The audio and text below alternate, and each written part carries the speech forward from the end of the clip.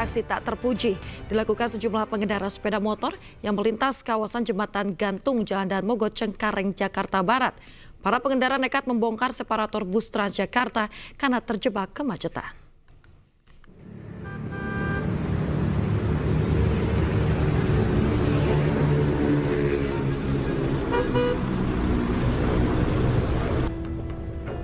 Sebuah video amatir viral di media sosial memperlihatkan pengendara sepeda motor dan mobil terjebak kemacetan karena masuk jalur Transjakarta di halte Jembatan Gantung, Jalan Daan Mogot, Cengkareng, Jakarta Barat.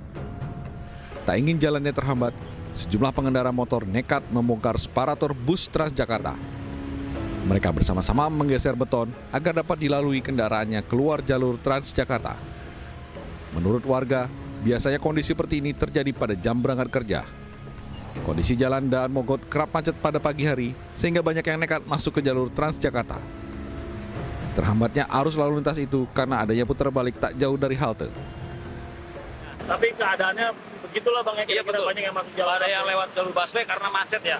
Jadi ya gitu, tiap hari lah. Pemotor tuh banyak yang lewat jalur busway.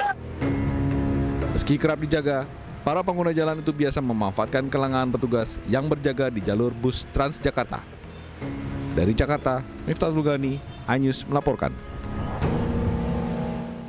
Pemirsa, seorang terduga pelaku penggelapan mobil rental dihakimi warga saat mencoba kabur dan menabrak pengendara motor di Jalan Gontang Raya, Kota Makassar, Sulawesi Selatan. Polisi yang datang ke lokasi langsung mengevakuasi pelaku.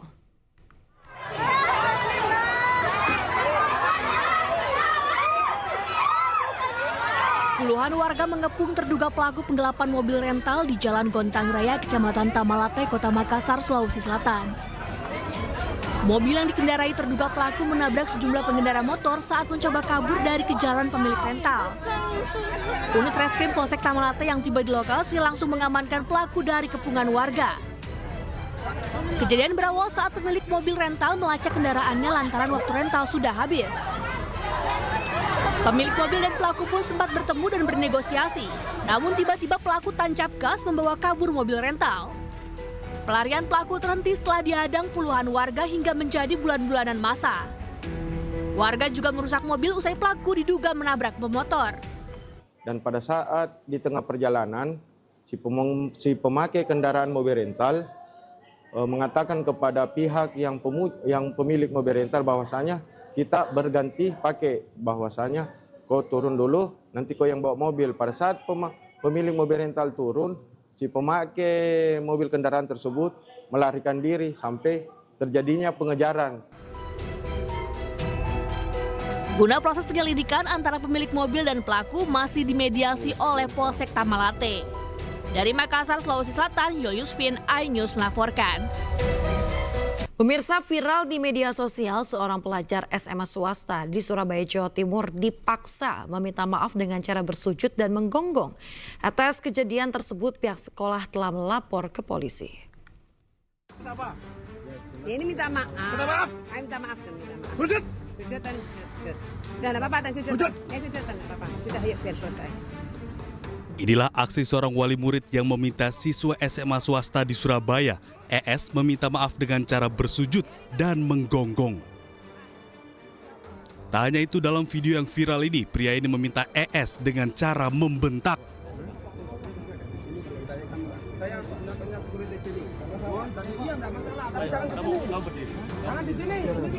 Peristiwa ini disaksikan langsung kedua orang tua ES. Dalam video yang beredar sempat terjadi ketegangan, namun berhasil dilerai oleh warga sekitar yang ada di lokasi.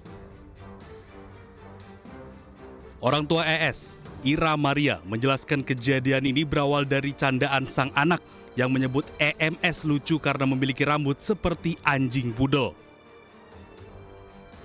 Candaan tersebut didengar EMS yang beda sekolah dengan ES.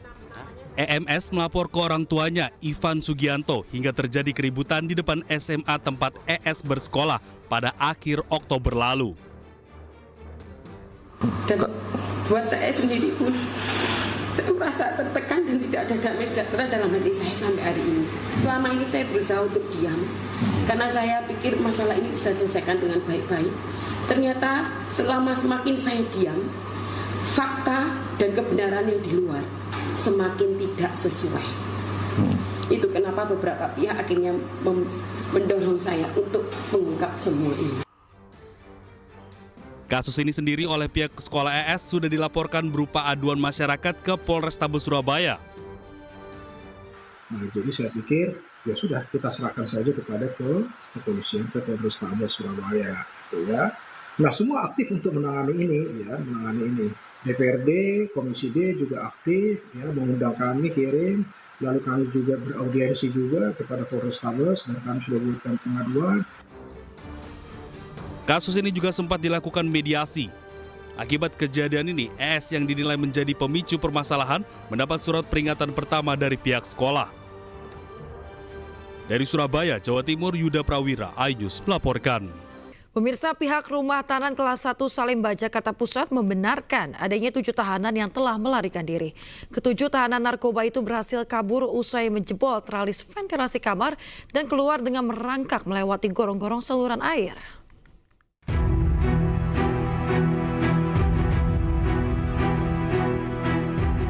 Inilah wajah ketujuh tahanan rutan kelas 1 Salemba, Jakarta Pusat yang nekat melarikan diri pada Selasa pagi. Ketujuh tahanan kasus narkoba tersebut adalah Murtala, Maulana, Wahyudin, Agus Salim, Jamaluddin, Anas Al-Karim, serta Mary Januar. Insiden kaburnya 7 tahanan diketahui sekitar pukul 7.50 pagi saat pergantian shift antara regu jaga malam dengan regu jaga pagi. Kecurigaan petugas muncul saat mendapati pintu kamar nomor 16 Blok S terkunci dari dalam. Para tahanan kabur dengan cara menjebol teralis ventilasi kamar dan turun menggunakan kain sarung yang telah disambung. Ketujuh tahanan kemudian menjebol beton penutup saluran air, lalu merangkak melewati saluran air untuk mengarah keluar rutan. Menurut Kepala Divisi Permasyarakatan Kanwil Humkam DKI Jakarta, Tony Nainggolan, ketujuh tahanan yang kabur 6 orang masih berstatus terpidana, sementara 1 orang lainnya telah menjadi narapidana. Dan kelas 1 Salemba, Kantor Wilayah Kementerian Hukum dan HAM, Direktorat Jenderal Pemasyarakatan akan selalu berkoordinasi, berkolaborasi untuk mencari, menangkap kembali warga binaan yang melarikan diri tersebut. Pihak Kanwil Kumham DKI telah berkoordinasi dengan pihak kepolisian untuk melakukan pemeriksaan terhadap seluruh petugas jaga malam guna mengungkap ada tidaknya keterlibatan orang lain dalam proses pelarian 7 tahanan tersebut. Dari Jakarta Pusat, Rani Sanjaya, iNews melaporkan. Pemirsa, untuk mengetahui informasi terkini, saat ini sudah ada rekan Syahreza Zanski yang berada di rutan Salemba. Baik, selamat siang Reza. Apa sudah ada tahanan kabur yang ditangkap saat ini dan apa sudah ada pernyataan resmi dari pihak rutan terkait dengan kejadian ini? Ya, baik ya Asmi dan juga pemirsa, terkait apakah ada tahanan yang sudah ditemukan oleh pihak rutan Salemba, memang hingga saat ini masih proses pencarian. Namun menarik Yasmin dan juga pemirsa jika mengulas kembali soal proses daripada kaburnya 7 para narapidana narkotika yang kabur dari rutan Salemba. Ini menarik sekali jika bisa saya gambarkan di sisi layar kaca Anda bahwasanya ini adalah gorong-gorong yang digunakan oleh para narapidana untuk kabur, di mana mereka berusaha dan berhasil untuk menjebloskan, untuk menghancurkan besi-besi yang digunakan di kamar mandi, dan mereka turun menggunakan suatu kain hingga berhasil keluar ke area gorong-gorong pada Selasa kemarin, di mana mereka dinyatakan kabur pada Selasa dini hari dan ditemukan oleh para petugas tidak ada di ruangan mereka pada pukul 7.50 siang, 50 pagi maksudnya waktu Indonesia Barat, di mana 7 napi ini berusaha keluar dari gorong-gorong dan gorong-gorong di dalam rutan, dan mereka keluar menuju gorong-gorong area luar rutan Salemba, khususnya di Jalan Percetakan Negara yang berdekatan dengan para pemukiman warga. Dan kini pihak rutan sendiri masih berkoordinasi dan bekerja sama lebih lanjut dengan aparat keamanan dan juga pihak-pihak terkait guna segera menemukan para narapidana narkotika yang hendak kabur sejak Selasa dini hari kemarin. Dan untuk diketahui juga Yasmin dan juga pemirsa bahwasanya mereka kabur dengan cara merangkak dan juga kabur dari berhasil menjebloskan teralis dari gorong-gorong di area luar, dan pihak rutan juga hingga saat ini masih menyusuri berbagai sudut dan juga ruangan dari yang digunakan oleh mereka untuk kabur, dan kini pihak rutan juga masih berkoordinasi lagi dengan berbagai pihak kepolisian, baik itu Polsek Cempaka Putih, Polda Metro Jaya, Polda Jawa Barat hingga Polda Aceh untuk menemukan ketujuh napi tersebut apakah memang ini terindikasi kabur di berbagai wilayah, dan kini kami masih menunggu konfirmasinya. Yasmin dan juga pemirsa, seperti diketahui bahwasanya para napi kabur di saat penjaga berganti shift malam ke pagi, sehingga ini membuat kondisi lengah dan membuat aksi mereka berhasil untuk kabur dari rutan Salemba kelas 1 Jakarta, di mana identitas yang kami terima ini berinisial AAK, J, W, MJ, M, MAU, dan AS. Ketujuh diantaranya masih dicari oleh pihak berwenang, dan kini beberapa di antara mereka juga masih menjalani narapidana untuk tindak pidana pencucian uang. Sementara itu, Yasmin, kembali ke Anda. Baik, terima kasih rekan Syahriza Zanski melaporkan langsung dari rutan Salemba, Jakarta. Selamat bertugas kembali. Pemirsa, 7 korban luka kecelakaan beruntun di kilometer 92 Tol Cipularang, Jawa Barat sudah dirujuk ke rumah sakit sesuai domisili masing-masing. Sementara itu, sopir truk kontainer yang diduga jadi penyebab kecelakaan masih dirawat intensif dan mengalami luka cukup parah. 7 dari 28 korban luka kecelakaan beruntun di kilometer 92 Tol Cipularang, Purwakarta, Jawa Barat sudah dirujuk dari RSU Abdul Rojak Purwakarta ke rumah sakit sesuai domisili. Selain permintaan dari keluarga, kondisi ke-6 korban mengalami luka ringan juga menjadi pertimbangan rujukan. Saat ini, RSU Abdul Rojak masih merawat 21 korban luka, 7 diantaranya mengalami luka berat dan akan menjalani operasi. Untuk 8 diantaranya semalam itu mereka dirujuk ke rumah sakit domisili karena sesuai dengan atas permintaan dari keluarga masing-masing itu. Kemudian untuk yang sisanya itu di 21 lebih itu dengan luka ringan, kemudian 7 diantaranya ada luka berat. Nah, di luka berat ini diantaranya ada yang akan rencana operasi. Sementara itu, pengemudi truk bernama Rauf masih menjalani perawatan intensif. Rauf mengalami luka parah di bagian pinggang sehingga belum bisa dimintai keterangan. Sementara korban yang meninggal dunia sudah dibawa oleh pihak keluarga ke daerah Serengseng, Jakarta untuk dimakamkan. Dari Purwakarta, Jawa Barat, Rudi Setiawan, iNews melaporkan. Kapolsek dan Kanit Reskrim Polsek Baito dicopot terkait dugaan uang damai dan penangguhan kasus guru honorer Supriyani. Kedua pejabat tersebut saat ini menjalani pemeriksaan Propam Polda Sultra terkait pelanggaran kode etik dan disiplin.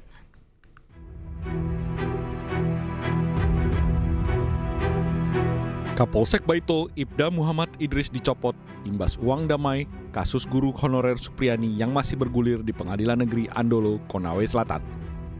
Selain Kapolsek, Kanit Reskrim Polsek Baito, Aibda Amiruddin juga ikut dicopot. Kedua pejabat Polsek Baito saat ini masih dalam pemeriksaan oleh Propam Polda Sultra terkait kasus pelanggaran kode etik dalam penanganan kasus guru honorer Supriyani. Kapolres Konawe Selatan, AKBP Febri Sam, saat ditemui masih irit bicara, namun membenarkan adanya pencopotan kedua pejabat Polsek Baito. Kan sebagai pimpinan atau membenarkan bahwa memang ada pergantian begitu. Saya salah ngobrol lagi, sudahlah. Diketahui, Ibda Muhammad Idris dan Aibda Amiruddin meminta uang sebesar 50 juta kepada Supriyani dengan alasan untuk menghentikan kasus dugaan kekerasan pada salah satu siswinya yang juga anak polisi yang bertugas di Polsek Baito. Sebelumnya, dalam persidangan pada 11 November 2024, penuntut umum Kejari Konawe Selatan membebaskan Supriyani dari semua tuntutan. Dari Konawe Selatan, Kendari, Muhtarudin, iNews melaporkan. Pemirsa, Supriyani, guru honorer di Konawe Selatan dituntut bebas oleh jaksa penuntut umum atas kasus dugaan penganiayaan anak seorang anggota polisi. JPU menganggap perbuatan itu sebagai bentuk pembinaan dan dilakukan secara spontan. Membebaskan terdakwa Supriyani SPD binti Sudiarjo dari dakwaan ke-1 melanggar pasal 80 ayat 1 junto pasal 76 huruf C Undang-Undang Republik Indonesia Nomor 35 Tahun 2014. Dalam sidang lanjutan di PN Konawe Selatan, Sulawesi Tenggara, Jaksa Penuntut Umum Kejari Konawe Selatan menuntut bebas guru honorer Supriyani. Tim JPU meyakini penganiayaan yang dilakukan Guru Supriyani terhadap muridnya dilakukan sebagai tindakan pembinaan secara spontan tanpa ada niat jahat untuk melukai korban.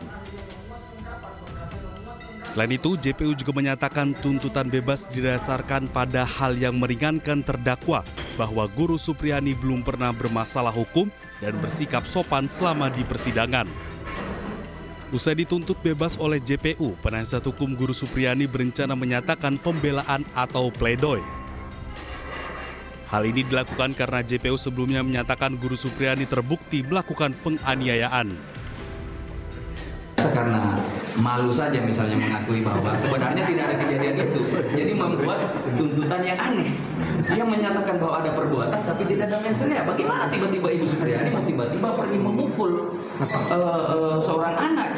Ya, dia lagi posisi mengajar misalnya, Ibu Lilis juga lagi mengajar anak tersebut, tiba-tiba dia mau datang memukul. Jadi saya pikir tuntutan yang aneh. Ya, nantilah kita akan jawab nanti di pledoi ya pembelaan.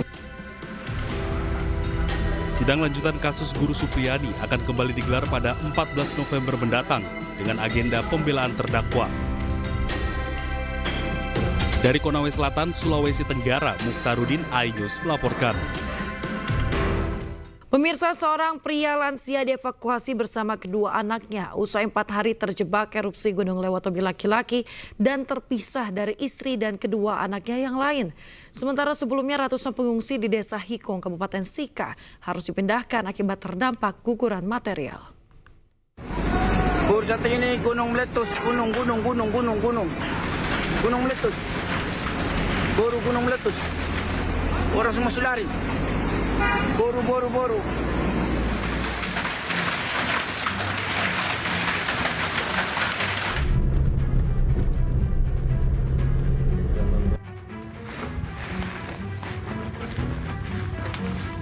Petugas kepolisian harus membopong Aloysius dari kediamannya untuk dievakuasi ke tempat pengungsian bersama 2 anaknya. Lansia yang sulit berjalan ini hanya dapat menunggu pertolongan saat terjebak selama 4 hari di kediamannya.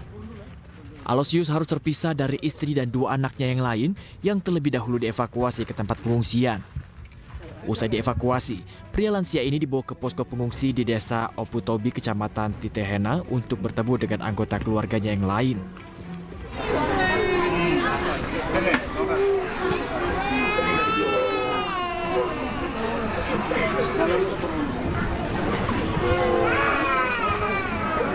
Tangis haru anggota keluarga Aloysius pecah saat pihak kepolisian berhasil mengevakuasi pria lansia tersebut.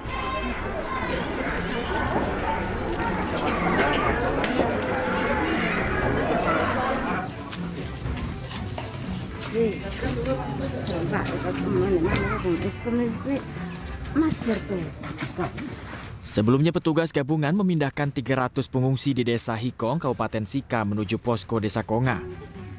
Ratusan warga ini dievakuasi kembali karena terdampak guguran material Gunung Lewatobi laki-laki. Abu vulkanik yang menyebar di wilayah sangat tebal dalam 2 hari belakangan yang berpotensi berdampak pada kesehatan para pengungsi. Karena debu abu vulkanik ini lebih banyak mengarah ke arah Momere, sehingga di sana terdampak. Memang mereka mengungsi, tapi banyak kan mereka di sana tidak merasa aman karena abu vulkanik. Yang banyak material-material dari yang ada Gunung Lewatobi ini terbawa sampai ke arah Hikong, tempat-tempat mereka mengungsi. 7 unit truk dikerahkan untuk mengangkut ratusan pengungsi beserta barang milik mereka. Dari Flores Timur, Joni Nura, iNews melaporkan. Pemirsa, hampir setiap hari Gunung Lewatobi laki-laki di Flores Timur NTT terus erupsi. Pada Rabu pagi, erupsi Gunung Lewatobi memuntahkan abu setinggi 2.000 meter dari mulut kawah. Pemirsa, pagi ini abu vulkanik yang keluar dari Gunung Lewatobi terlihat jelas dari kejauhan. Erupsi terus terjadi dengan tinggi kolom abu hingga 2.000 meter dari mulut kawah disertai gemuruh yang kuat. Warga yang berada di bawah kaki gunung diimbau waspada akan adanya hujan abu vulkanik atau banjir lahar dingin. Saat ini pemirsa status Gunung Lewotobi laki-laki dalam level 4 atau awas. Dan aturan tidak ada aktivitas apapun dalam radius 7 km dari pusat erupsi tetap berlaku.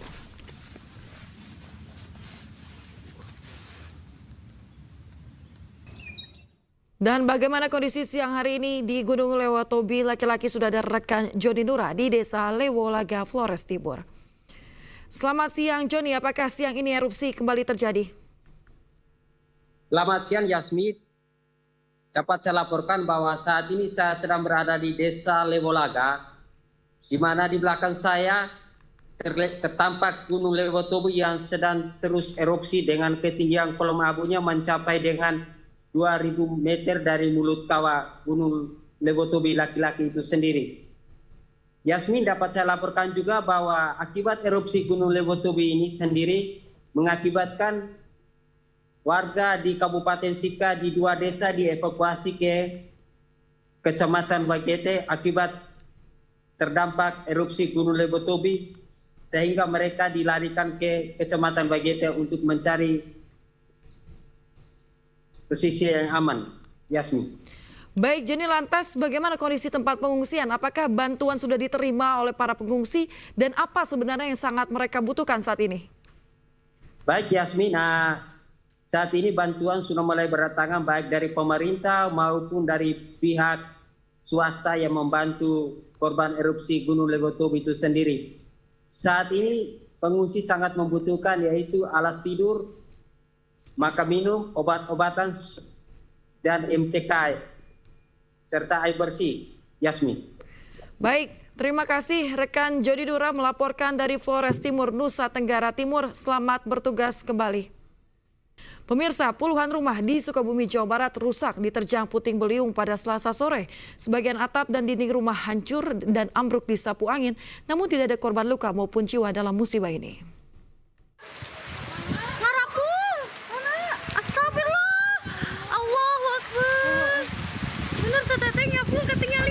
Angin kencang menerjang sebagian wilayah kota Sukabumi, Jawa Barat pada Selasa sore hingga membuat atap rumah bertebangan. Untuk kabur keluar takbir. Ya Allah ya Robi, seep ya mah. 20 rumah warga di Jalan Parahita, Ciberum Hilir rusak di bagian atap. Bahkan angin juga menyebabkan dinding rumah ambruk. Menjadi korban, atapnya pada rusak. Ini ada pohon besar, pohon avokado alpukat tumbang. Selain memporak-porandakan puluhan rumah warga, angin kencang juga menyebabkan sejumlah pohon tumbang menimpa rumah. Saya lagi di dalam aja, terus ada suara, langsung aja gitu. Muter Pada berterbangan. Saya langsung udah di sini di rumah sama anak saya lagi gendong. Yang rusak tiba-tiba apa? Ini pada ke bawah angin. Atapnya Pasca kejadian, warga langsung memperbaiki atap rumah mereka yang rusak. Sementara itu, BPBD Kota Sukabumi mencatat dampak cuaca ekstrim tersebut terjadi di 15 titik. Wilayah yang paling parah terdampak terjadi di Kecamatan Ciberum dan Citamiang. Ada yang pohon tumbang, yaitu 5 titik, atap rumah yang terbawa angin, yaitu 5 titik, terus atap rumah terbawa angin dan pohon tumbang, yaitu 4 titik lokasi, dan pohon tumbang menimpa rumah, yaitu 1 titik lokasi. Kerugian ditaksir mencapai ratusan juta rupiah akibat musibah puting beliung ini. BPBD menghimbau warga untuk selalu waspada dikarenakan puncak cuaca ekstrim terjadi pada November hingga Desember mendatang. Dari Sukabumi, Jawa Barat, Budi Setiawan, iNews melaporkan. Pemirsa, Menteri Koperasi Budi Aris Setiadi menyebut bahwa sosok berinisial T pengendali judi online merupakan aktivis politik dari Partai PDIP dan menjadi tim pemenangan Pramono Rano di Pilkada Jakarta. Sementara itu, Cagup Jakarta nomor urut 3 Pramono membantah mengenal sosok T tersebut.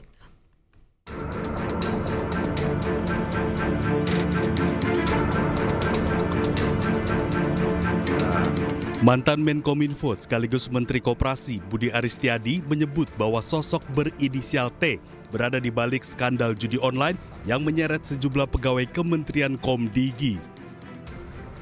Sosok berinisial T disebut Budi Ari sebagai orang yang menyodorkan tersangka AK menjadi tim tenaga pengawasan dan penindakan takedown situs judi online di Kominfo. Selain itu, Budi Ari juga mengatakan sosok T merupakan aktivis politik yang dekat dengan Menhub Budi Karya Sumadi, menjadi tim ses Ganjar Mahfud di Pilpres 2024, dan kini bertugas di tim pemenangan Pramono Rano dalam Pilkada Jakarta, serta menjadi ketua bidang konten sosial media PDI Perjuangan.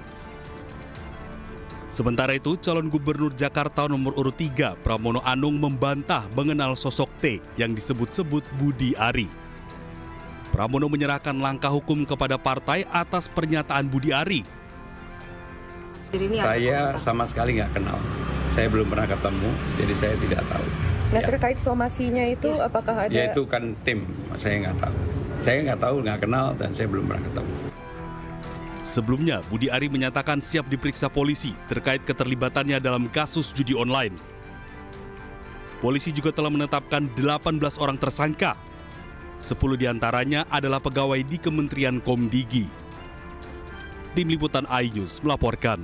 Menteri Komunikasi dan Digital Mutia Hafid menangis saat mendengar curhatan ibu-ibu tentang dampak judi online yang mereka rasakan. Tidak hanya harus membanting tulang, bahkan ada yang harus bercerai akibat suami kecanduan judi online. Alhamdulillah masih bersyukur walaupun sampai ke judi itu jahat, sampai kita divorce gitu. Menteri Komunikasi dan Digital Mutia Hafid menangis mendengarkan curhatan warga saat acara literasi digital dalam pencegahan judi online di lingkungan sekolah dan masyarakat di Semper Barat, Cilincing, Jakarta Utara. Suami saya sendiri sampai dia ditahan gara-gara judi online.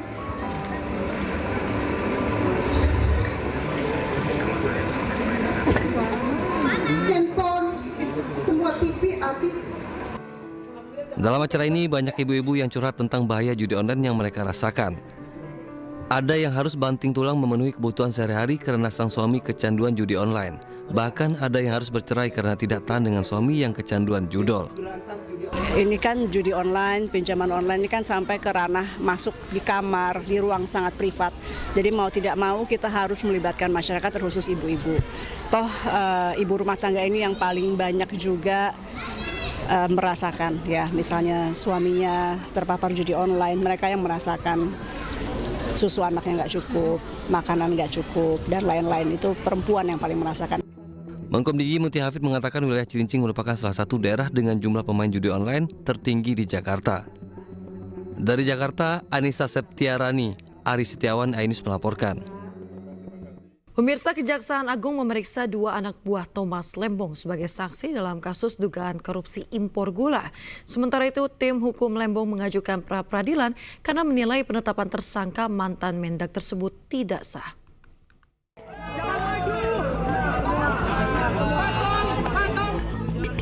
Kejaksaan Agung memeriksa 2 orang saksi dalam kasus dugaan korupsi impor gula dengan tersangka mantan Menteri Perdagangan Thomas Lembong. Kepala Pusat Penerangan Hukum Kejaksaan Agung Harli Siregar mengatakan 2 saksi tersebut merupakan bawahan Tom Lembong saat menjadi Menteri Perdagangan. Namun demikian, Kapus Penkum enggan menyebut materi pemeriksaan secara detail. Peran-peran beliau, ya kan, dia kan sebagai saksi. Kalau saksi itu apa? Apa yang dia rasakan, apa yang dia lihat, apa yang dia ketahui tentang peristiwa ini, ya kan? Itulah peran saksi. Berarti bagiannya sebagai pekerjaan di bidang ya, sebagai kementerian. Sebelumnya, Kejaksaan Agung menetapkan mantan Menteri Perdagangan Thomas Lembong sebagai tersangka dalam kasus korupsi penyalahgunaan wewenang impor gula. Selain Thomas Lembong, Kejagung juga menetapkan tersangka lain berinisial DS yang merupakan Direktur Pengembangan Bisnis PT PPI. Atas penetapan tersangka ini, tim kuasa hukum Tom Lembong mengajukan pra-peradilan dan telah mendaftarkannya ke Pengadilan Negeri Jakarta Selatan. Tim kuasa hukum menilai penetapan tersangka Lembong tidak sah karena menilai penyidik Kejaksaan Agung tidak memiliki alat bukti yang cukup dan tidak memperlihatkannya ke publik. Tim Liputan iNews melaporkan. Pemirsa, Kapolri Jenderal Listio Sigit Prabowo memberikan respon soal wacana pemeriksaan Budi Ari terkait dengan judi online. Kapolri menyebut jika ditemukan bukti-bukti yang mengarah pada nama tertentu akan langsung diperiksa.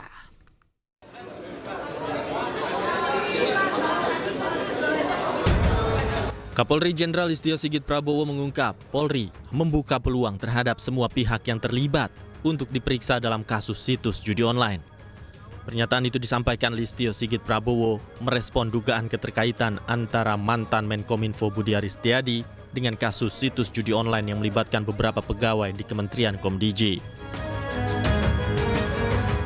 Kepolisian terus mendalami keterangan dari 2 orang pelaku yang tertangkap di Malaysia.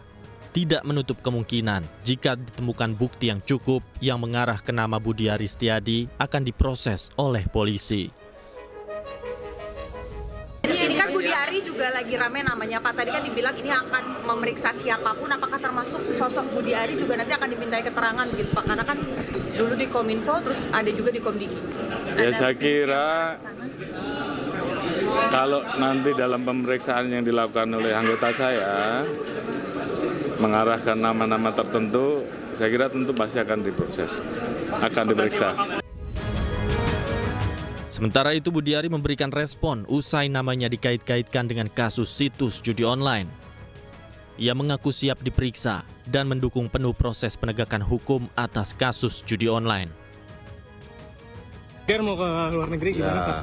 Pokoknya saya fokus ngurus operasi dan rakyat. Kita dukung penegakan hukum, dan yang ketiga kita tetap serius berantas judi online. Apa ya? Solusinya gimana Pak? Lalu kita warga negara. Pak, ini katanya polisi mau mendalami Pak. Gimana Pak? Tunggu aja dalamnya nggak apa. Kita siap deh. Siap dipanggil juga Pak. Pasti enggak. Berarti siap pasti nggak terlibat Pak. Ya. Pak kenal nggak Pak 14 pegawai Komdigi yang diperiksa Pak? Ya tahu lah namanya. Nama Budi Ari diduga terkait dengan praktek pemeliharaan situs judi online di lingkungan Kementerian Kominfo di era kepemimpinannya. Hingga kini, polisi telah menetapkan 18 orang tersangka atas kasus situs judi online. 10 diantaranya adalah pegawai di Kementerian Komdiji, sementara 8 lainnya adalah warga sipil. Dari Jakarta, Tim Liputan iNews melaporkan. Kementerian Ketenagakerjaan memanggil Dirut PT Sritex Iwan Setiawan Lukminto. Pemanggilan tersebut untuk klarifikasi terkait isu PHK massal yang beredar.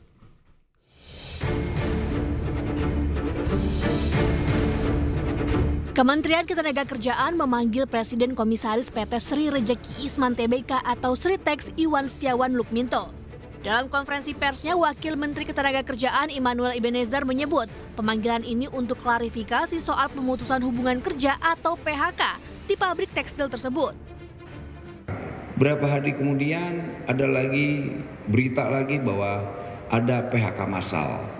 Dan ini membuat saya terganggu. Artinya apa? Kok seorang pejabat negara berbohong selama ini gitu loh. Tidak ada PHK, ternyata ada PHK. Nah, hari ini saya panggil beliau, saya panggil Pak Iwan ini untuk klarifikasi, ada PHK atau tidak. Karena saya jujur merasa terganggu dengan opini yang tidak bertanggung jawab ini.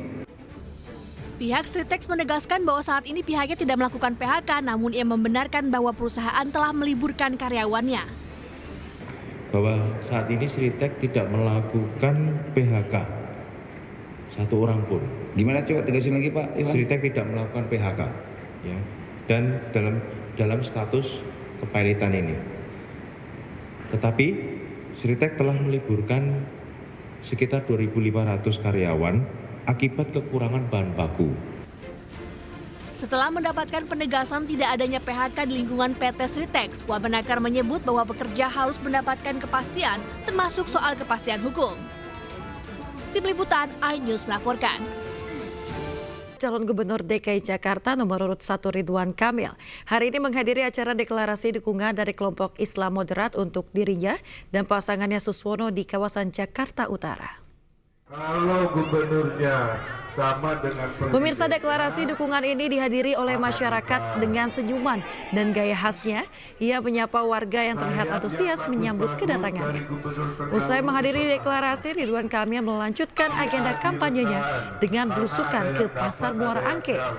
Di pasar ini, pemirsa, ia berinteraksi langsung dengan para pedagang dan pembeli, mendengarkan keluhan serta aspirasi mereka. Ridwan Kamil menyampaikan bahwa pasar tradisional merupakan pusat perekonomian rakyat dan ia berkomitmen untuk meningkatkan fasilitas serta kebersihan pasar demi kenyamanan pedagang dan juga pengunjung. Yang dapat kacamata bilang terima kasih.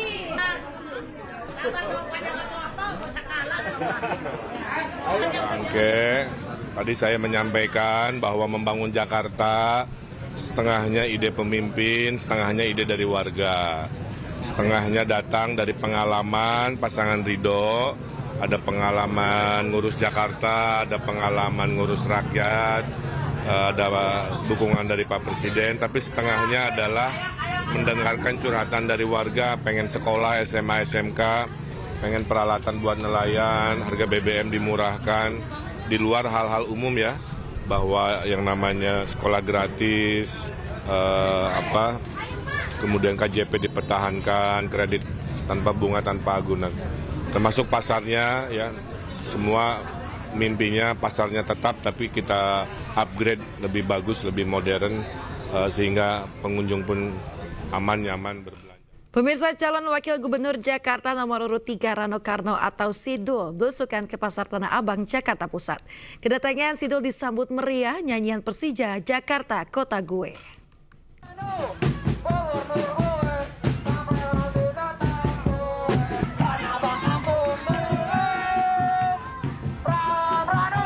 Anak-anak muda Tanah Abang pendukung Persija menyambut Rano Karno saat tiba di Pasar Tanah Abang siang tadi. Mereka menyanyikan lagu Persija Jakarta Kota Gue dengan penuh semangat. Sidul berkeliling Pasar Tanah Abang mulai dari Blok A hingga Blok B. Tidak hanya berkeliling, Sidul juga menyapa pengunjung dan berdialog dengan para pedagang Pasar Tanah Abang. Dul menampung aspirasi pedagang yang berharap nasib mereka diperhatikan di tengah gempuran jualan online. Efeknya, karena itu lama-lama kan akan mengalokasi yang namanya kemudian nanti kita akan ada treatment khusus untuk penyewa gedung. Jadi mudah-mudahan kita bisa membantu. Dan alhamdulillah kan pemerintah pusat juga sudah membuktikan semua UMKM kan pinjaman di bank sudah dibuktikan, itu arti indikasi bahwa ekonomi Indonesia akan mulai bergerak. Sebelum belusukan ke pasar, Dul sempat berkampanye di pelataran Istana Kurma di Jalan KH Mas Mansur, Tanah Abang. Dul bersama tokoh Betawi Bim Benyamin bernyanyi bersama lagu Sidul Anak Betawi.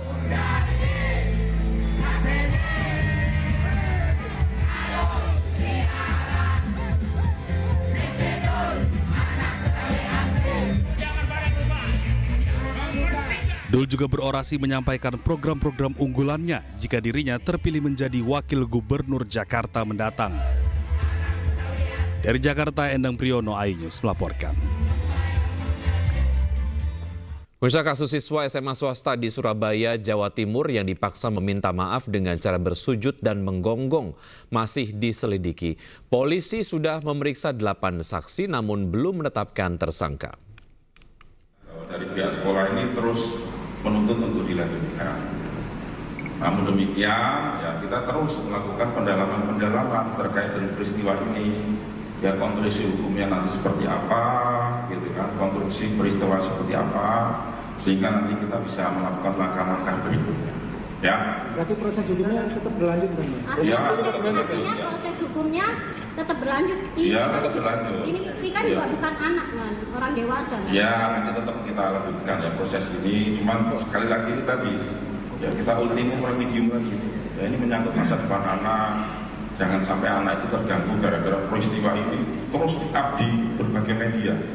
Ya, kita dengan Polrestabes Surabaya sudah sepakat bahwa kita akan terus melakukan pendidikan untuk menjadi netizen yang baik. Ya. Dan etika bernetizen itu akan terus kita glorifikasi di sekolah-sekolah. Dan bisa dikasih lagi, ada berapa saksi kan yang dalam saksi yang sudah diperiksa sekitar 8. Saudara A sendiri apa? Dan sudah diperiksa. Dari 8 itu ada IV. Ini sudah diperiksa sebanyak 3 kali. Ya. Apa itu? Ada tersangka kan dalam pemeriksaan kan? Sampai saat ini masih kita dalami. Masih kita dalami karena tadi itu menyangkut masa depan anak dan ada. MNC Animation turut memeriahkan event Indonesia Comic Con 2024 di Jakarta Convention Center Senayan, Jakarta Pusat. Berbagai animasi karya anak bangsa hadir di ajang ini, seperti Kiko and Friends, Titus the Detective, dan Bima S, untuk menghibur para pengunjung. Namun yang spesial pada event ini, MNC Animation mengumumkan film animasi terbarunya, yakni Zana Whisper of Volcano Isle, yang akan tayang di bioskop kesayangan Anda pada 2 Januari 2025 mendatang. Jadi film ini kualitasnya sangat bagus, berstandar internasional dan juga punya soundtrack yang sangat bagus juga. Jadi kita sudah menunggu-nunggu untuk merilis film ini dan akhirnya di tanggal 2 Januari 2025 ini akan kita rilis. Selain itu juga tadi dijelaskan oleh Mas Robi, kita akan merilis satu komik yang juga rilis di Januari 2025 yang berjudulkan Eagle. Nah dari situ kita membuat activation di Comic Con berupa bagi-bagi stiker, menginformasikan kembali bahwa animasi Zana ini akan hadir loh di bioskop, animasi yang patut dinonton, animasi milik Indonesia. Zana Whisper of Volcano Isle akan menemani libur awal tahun keluarga Indonesia dengan cerita petualangan seru yakni seorang putri yang hilang dari dunia peri yang nantinya akan dihadapi pilihan untuk menjadi manusia biasa atau menyelamatkan dunia perinya. Dari Jakarta, Hadisti Arifa, Tri Yulianti, iNews melaporkan.